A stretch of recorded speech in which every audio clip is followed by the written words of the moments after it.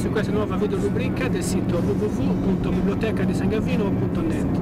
Un po' di tempo fa ho letto questo libro, Punti di vista, di un giovane autore sangavinese, Fabrizio Serra. Il libro mi è piaciuto, quindi ho deciso di intervistarlo per conoscere meglio lui e la sua opera.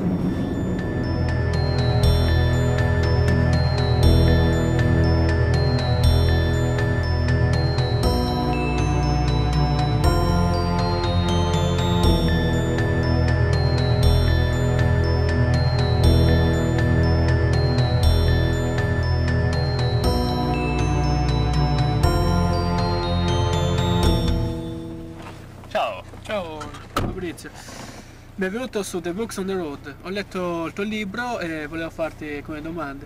Certo, fa pure. Ok. Ciao Fabrizio. Ciao. Volevo parlare insieme a te del tuo libro Punti di vista. Ci potresti illustrare brevemente il contenuto di alcuni racconti, così ci facciamo un'idea?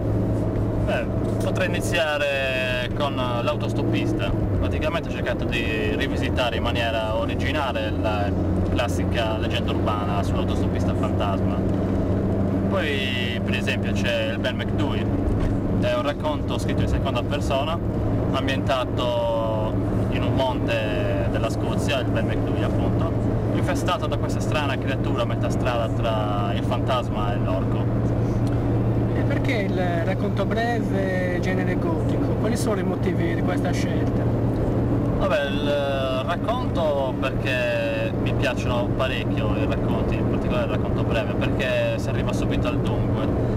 E il genere gotico perché fantasmi, spettri, vampiri, morti che ritornano, sono un tema che mi affascinava e quindi è stato facile arrivare. Ma esattamente cos'è che ti ha spinto a scrivere? Un libro che hai letto, qualcosa che ti è successo?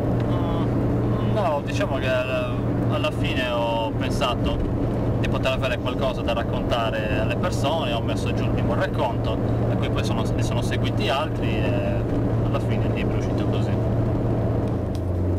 E per scrivere questo tuo primo libro ti sei ispirato a qualche autore in particolare?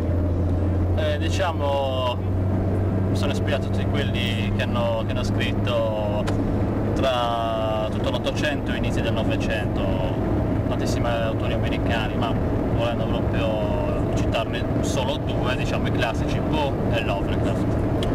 E per pubblicare questo libro hai dovuto seguire un percorso particolare. So che non è facile per un giovane autore esordire, diciamo.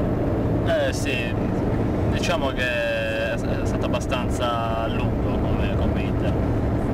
Tutto è cominciato con un annuncio, una casa editrice cercava degli autori emergenti, ho risposto e ci siamo trovati con l'autore a discutere sul formato del libro, il numero di pagine, il numero di racconti, eventuali correzioni e via di seguito. Poi diciamo c'è stata la parte relativa alla parte finanziaria, perché ho dovuto pagare ovviamente i diritti alla SIAE.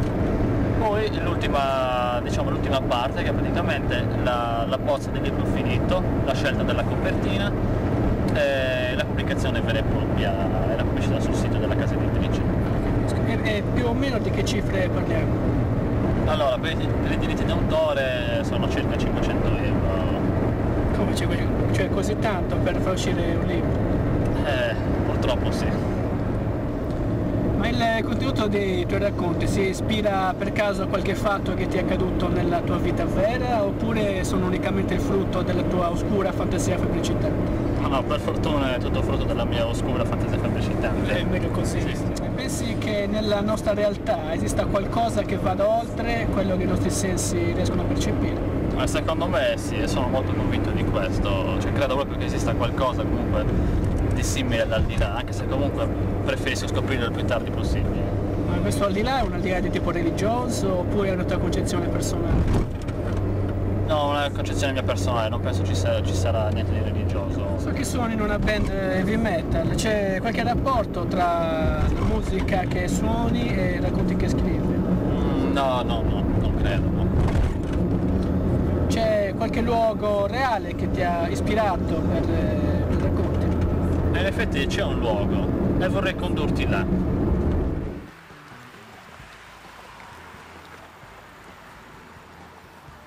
questo è il luogo che ti dicevo, è qui che io percepisco delle presenze che mi hanno suggerito le storie che ti ho raccontato e molte altre inedite. Quindi questo significa che hai un nuovo libro anche.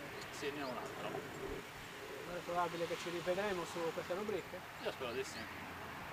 Questo è tutto, ti saluto e ci vediamo alla prossima. D'accordo.